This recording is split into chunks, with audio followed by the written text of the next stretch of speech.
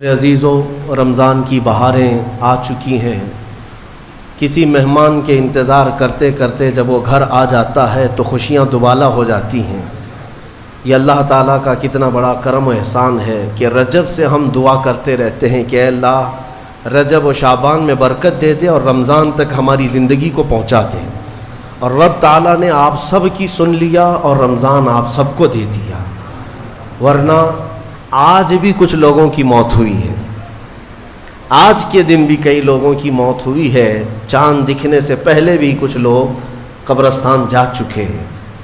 وجہ یہ ہے کہ وہ رجب بھی پا لیے، شعبان بھی پا لیے، مگر ان کی زندگی میں اس سال کا رمضان نہیں لکھا ہوا تھا، اور جسے رمضان مل گیا اللہ کا ایک اور احسان اس کے ساتھ ہے۔ لہٰذا اے سنی مسلمانوں، اس کی قدر کرو، اسے ہلکے میں نہ لو۔ رمضان المبارک جیسی آ جاتا ہے تو اللہ تعالیٰ سب رزق کے دروازے کھول دیتا ہے، اور تمہارے لیے اتنے انتظامات اس نے کر رکھے ہیں کہ شیاطین چھیڑ چھاڑ کے لیے تمہارے ساتھ نہ رہیں، ان کو بند کر دیا گیا کہ تم خالص اللہ کی عبادت کرتے رہو، کوئی شیطان تمہیں پریشان نہ کرے۔ اسی لیے تو قید کر کے رکھا گیا شیطانوں کو، جب تک عید کا چاند نظر نہیں آئے گا کوئی شیطان نہیں اترے گا۔ میرے عزیزو، اللہ تعالیٰ نے تمہارے لیے انتظامات اتنے کیے، یہاں تک کہ حدیث رسول ہے، میرے آقا فرماتے ہیں قیامت کے دن رمضان اور قرآن جس کی حمایت میں کھڑے ہو گئے اس سے جنت میں جانا واجب ہو جائے گا، جس کی یہ شفاعت کر دیں رمضان اور قرآن۔ اور ساتھ میں میرے آقا صلی اللہ علیہ وسلم نے یہ بھی فرمایا، یاد رکھو رمضان اور قرآن جس کے خلاف کھڑے ہو گئے تو پھر اس کو دوزخ میں جانا واجب ہو جائے گا۔ اللہم اجعل القرآن حجتا لنا لا حجتا علینا، اے اللہ قرآن کو ہمارے لیے سفارشی بنا، مددگار بنا، ہمارے خلاف مقدمہ کرنے والا نہ بنا۔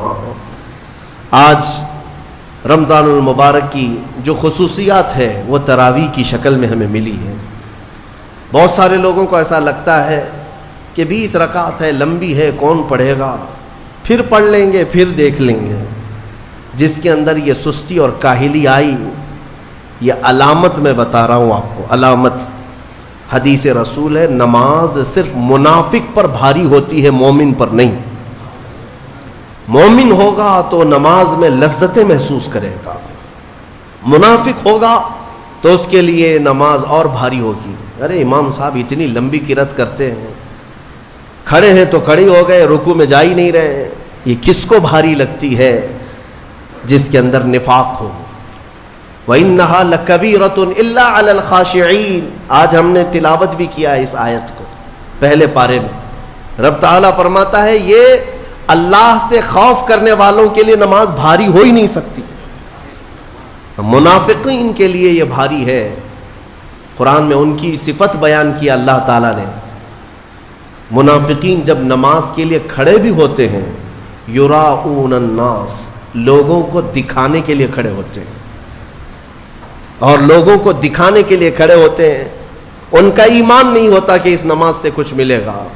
اس لیے اپنی کیٹیگری چیک کرنے کا بھی یہ مہینہ ہے کہ ہم ایمان والوں میں سے ہے کہ منافقین میں سے، کیٹیگری چیک ہو جاتی ہے۔ اس لیے ان کی اس رمضان کی صفوں کو خالی ہرگز ہونے نہ دینا، ورنہ نفاق کا دھبا لگ جائے گا۔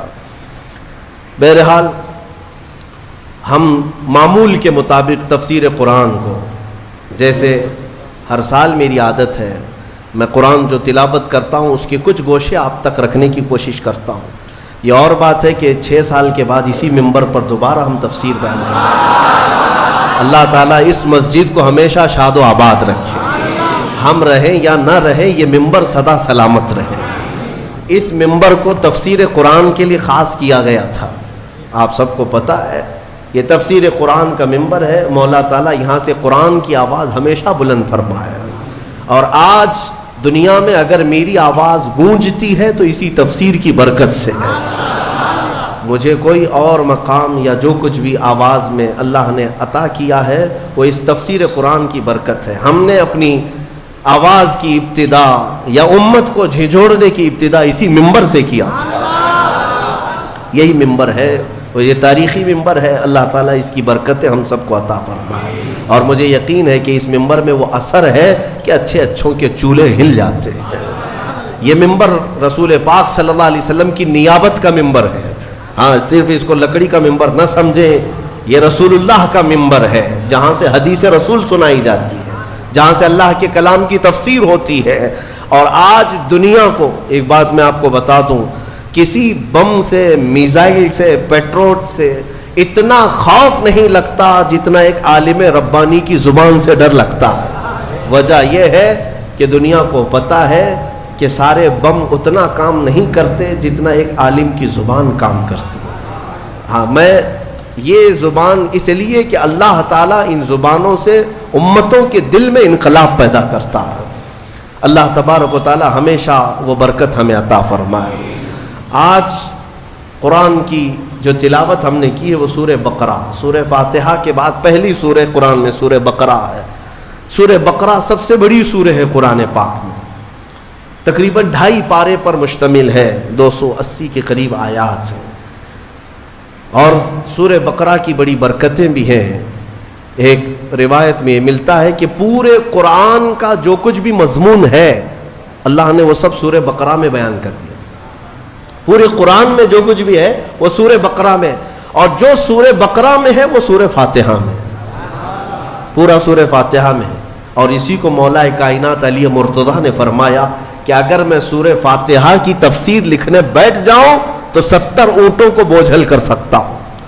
کیوں؟ اس لیے کہ سورہ فاتحہ ہی قرآن کا نچوڑ ہے، قرآن کا خلاصہ ہے۔ بہت ساری آیتیں ہیں تفسیر بیان کرنے کے لیے، وقت اتنا نہیں ہوتا، مختصر سی چند چیزیں آپ کے سامنے رکھتے ہیں۔ ایک اہم آیت اس میں آئی ہے، میں تفسیر سننے کے پہلے آداب بھی بتا دوں آپ کو، قرآن پڑھنے کے بھی آداب اور تفسیر سننے کے بھی آداب۔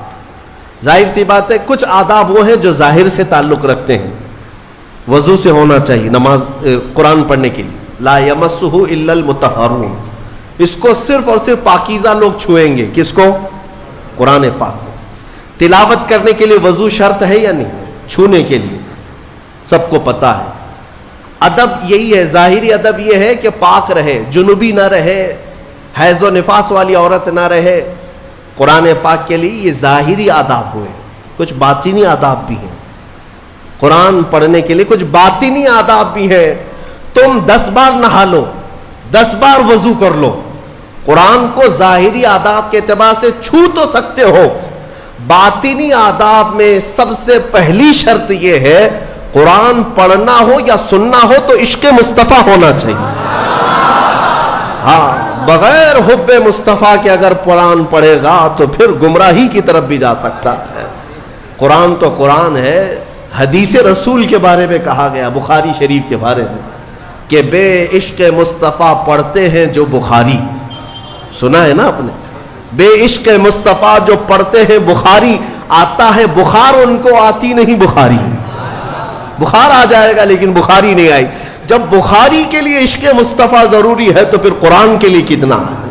اس لیے سب سے پہلی چیز میں آپ کو یہ بتا دوں، قرآن پڑھنا ہے یا سننا ہے، عشق مصطفیٰ شرط ہے، شرط ہے۔ محمد کی محبت دین حق کی شرط اول ہے، اسی میں ہو اگر خامی تو سب کچھ نامکمل ہے۔ قرآن کی ایک آیت سنا ہوگا نا آپ نے، لقد جاءکم من اللہ نور، قد جاءکم من اللہ نور و کتاب مبین، مشہور آیت ہے۔ اللہ فرماتا ہے بے شک اللہ کی طرف سے ایک روشن کتاب، قد جاءکم من اللہ نور و کتاب مبین، بے شک اللہ کی طرف سے ایک نور آیا اور ایک روشن کتاب، ایک نور آیا اور ایک روشن کتاب۔ توجہ چاہتا ہوں، کیا چیزیں آئی اللہ کی طرف سے؟ ایک نور آیا اور ایک روشن کتاب۔ نور کون ہے سنیوں کو سمجھانے کی ضرورت نہیں، دوسرے لوگ تعویل کرتے ہیں نور سے مراد وہ ہے، نور سے مراد یہ ہے۔ ہم تو کہتے ہیں صبح طیبہ میں بٹتا باڑا، صدقہ لینے نور کا آیا ہے تارا۔ ارے ہمارا مزاج تو یہ ہے، بریلی کے امام نے ہمیں یہ سمجھایا ہے، وہی تو جوبن ٹپک رہا ہے، وہی تو جوبن ٹپک رہا ہے وہی تو اب تک چھلک رہا ہے. ہاں نہانے میں جو گرا تھا پانی کٹورے تاروں نے بھر لیے تھے.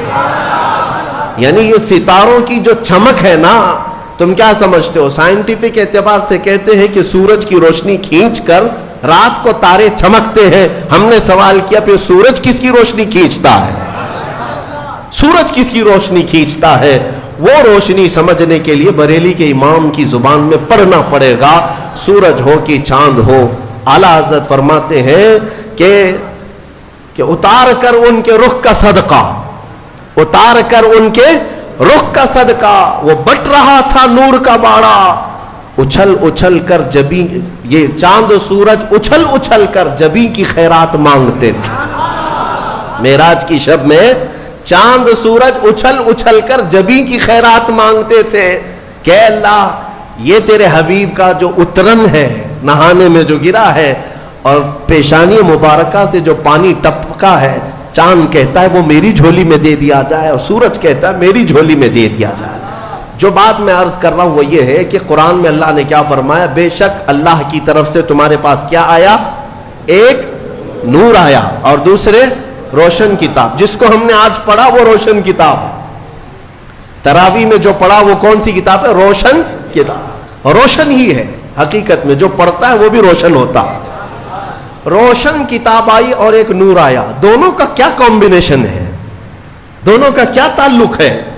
اللہ کی طرف سے ایک نور آیا اور ایک روشن کتاب. یہاں اگر ایسا ہوتا کہ بے شک اللہ کی طرف سے کتاب آئی اور ایک نور آیا, نہیں, اللہ کی طرف سے ایک نور آیا پھر روشن کتاب. پتہ یہ چلا لائٹ سب بند کر دیں اور کتاب کھولیں, کیا پڑھ پاؤ گے؟ پڑھ پاؤ گے؟ ساری لائٹ میں بند کرتا ہوں اور تمہارے سامنے کتاب رکھتا ہوں, پڑھو, کچھ نہیں پڑھ پاؤ گے. ادھر سے ادھر انگلیاں پھیر سکتے ہو.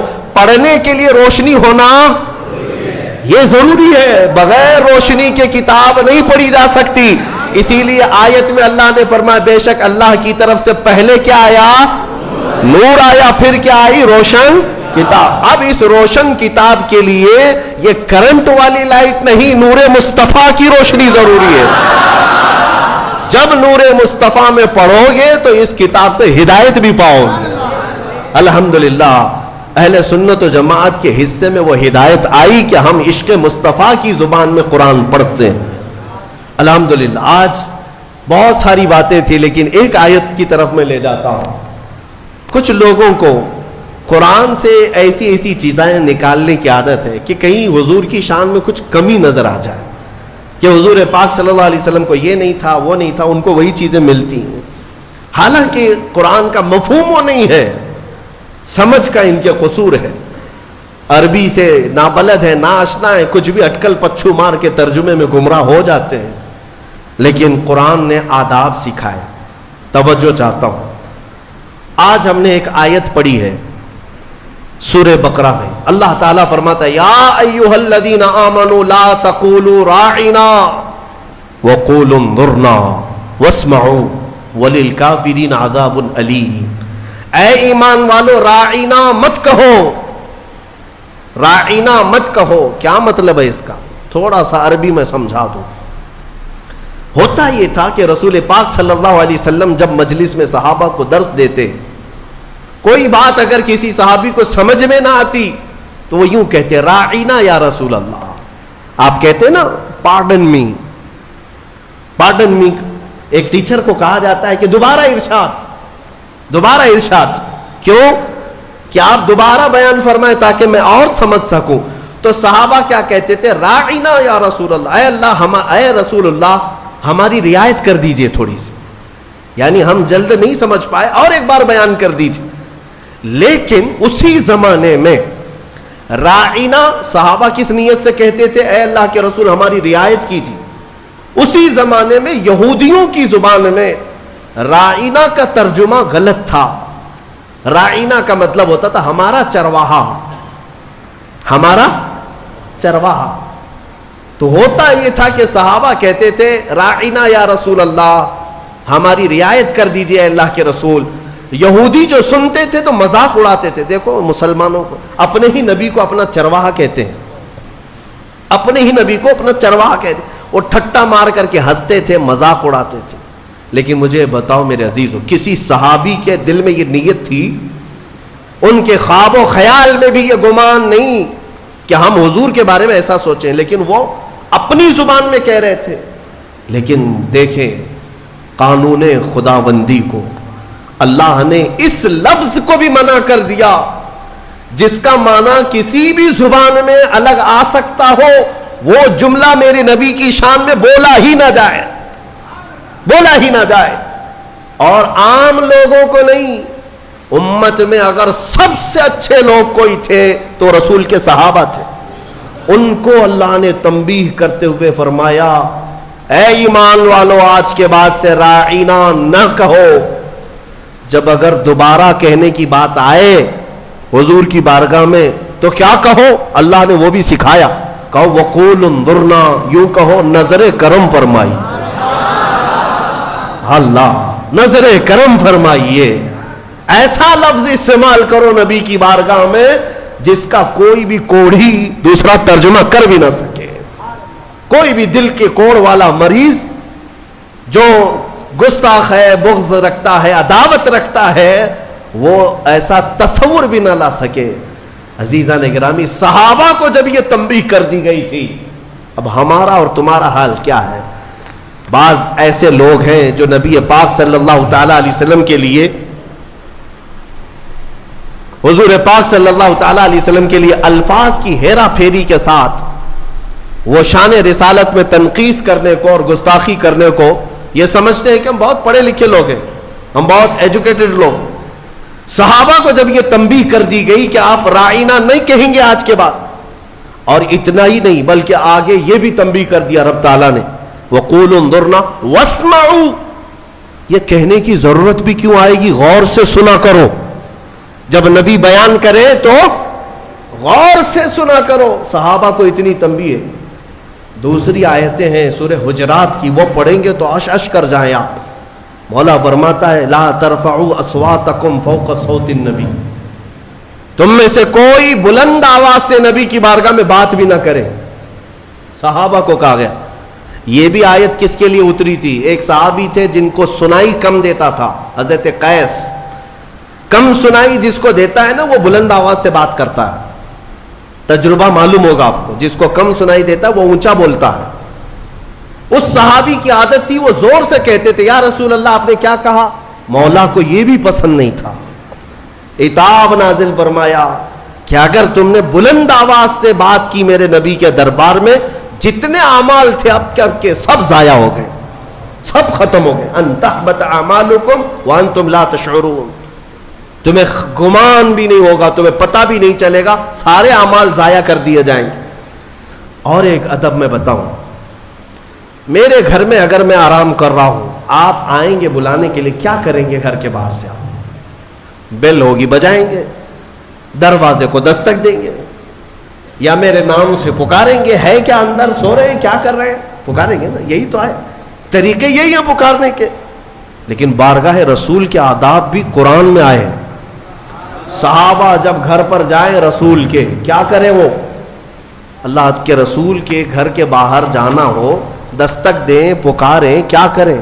اللہ تعالیٰ فرماتا ہے ان الذین ینادونک من وراء الحجرات اکثرهم لا یعقلون.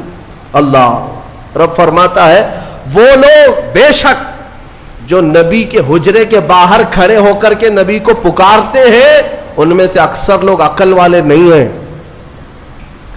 جو پکارتے ہیں اس میں اکثر لوگ عقل والے نہیں ہیں. ارے اندر والے کو بلانے کے لیے کیا کہنا پڑے گا؟ کیا کہنا پڑے گا؟ پکارنا تو یہ ہے. لیکن مولا فرما رہا ہے وہ عقل والے لوگ نہیں ہیں جو حجرے کے باہر کھڑے ہو کر کے حضور کو پکار رہے ہیں. تو پھر کیا ہے؟ قرآن سکھاتا ہے وَلَوْ أَنَّهُمْ صَبَرُوا حَتَّى تَخْرُجَ إِلَيْهِمْ لَكَانَ خَيْرًا لَهُمْ. رب فرماتا ہے ادب یہ ہے لوگوں کو چاہیے کہ وہ دروازے کے باہر جا کر خاموش کھڑے رہے، میرا رسول خود باہر ہے. ارے نادانوں پوچھو، رسول دروازے بند اندر بیٹھ کر باہر کون کھڑا ہے کیسے جانتے ہیں؟ یہی عقیدہ بریلی کے امام نے ہمیں دیا. اور کوئی غیب کیا تم سے نہاں ہو بھلا، جب نہ خدا ہی چھپا رسول